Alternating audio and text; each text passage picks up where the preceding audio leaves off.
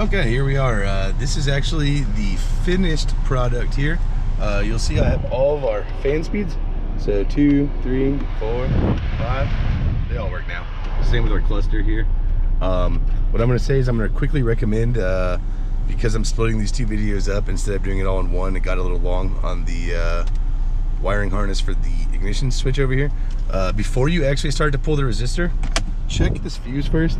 You pop the glove box here, pull this panel. I'm going to clip it in from whenever I tested it on the other one. There's a fuse to check in there. It's the HVAC DIC fuse. Make sure it's getting 12 volts, especially with this switch turned on, because when I would put a load on it, it would actually die out to 5 volts. That will tell you it's actually your harness and not the resistor. But if the harness checks out and it's time to do the resistor, it's a real pain to get at. It's up here under the passenger dash against the firewall. There's 3 screws. 2 of them are very difficult to get at. One of them is quite easy. The one that's easy, take that all the way out. The other 2, in hindsight, just loosen them, and then the whole thing will slide out. The mount is slotted. It's not actually drilled, so you can just loosen them a little bit and slide it out, and then slide the new one in and tighten them back. Would make life a lot easier. Otherwise, if you want to see how it's done, just keep watching. There's only a few things in the way, so it's not too difficult of a job. It's just hard to contort and get in there, and it's hard to get at those screws. But otherwise, yeah, good luck. I'll pull the blower motor now and see if we can't find anything down here with this. It looks like it's held up by 3 T25s, and it is in a nightmare of a position to get to. So let me recontort myself back down here. I'm gonna go for the backside torques if I can get to it. It looks like I can.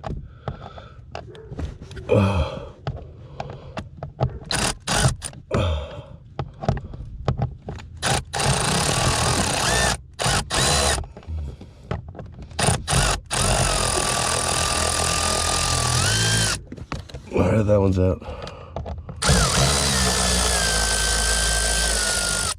That one's out.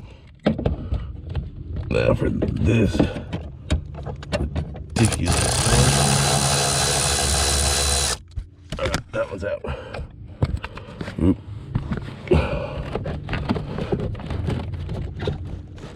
Okay. Like I said, so this has to come off. Oh, here's our plug. Nobody ever tells you when you work on cars, you don't have to be able to contort your fucking body into some bullshit. I'm not sure if you saw that. Stabs up in there. It's got a little like tube that goes in here with a ring around it you gotta pull out. And it's got this plug that I managed to shove a screwdriver in to depress and pull out with one hand, because my large belly doesn't fit in this hole too well. So I got 5.5 millimeter on a 1/4 inch drive swivel with a little extension. We'll put this impact on there, see if we can't get this back bolt out. I don't know how to get this thing into a place where you can see the 3rd screw back there. But what I discovered,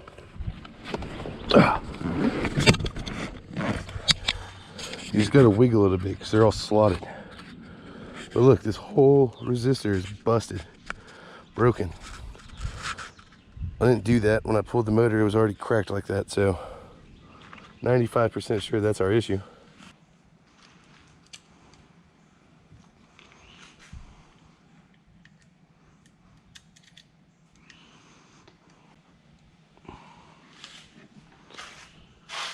Got a live 12 volts here. Let's see what happens.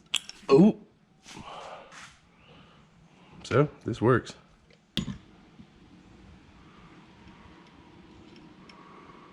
Let's see what happens if I hold it.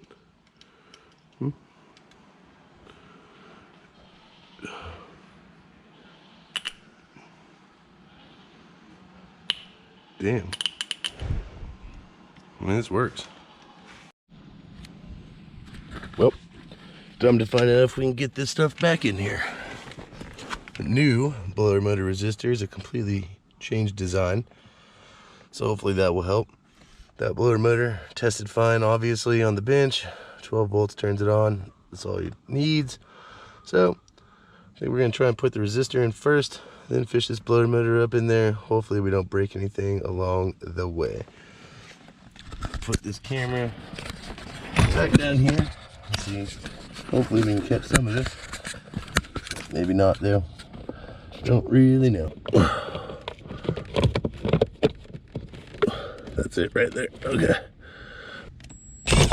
Oh my God.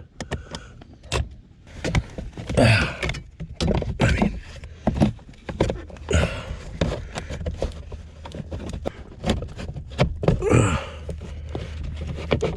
okay. Thought I was past this. I did.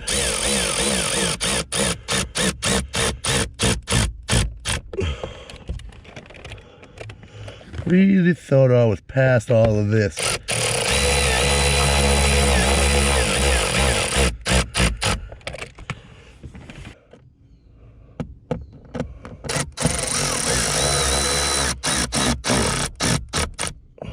Okay. That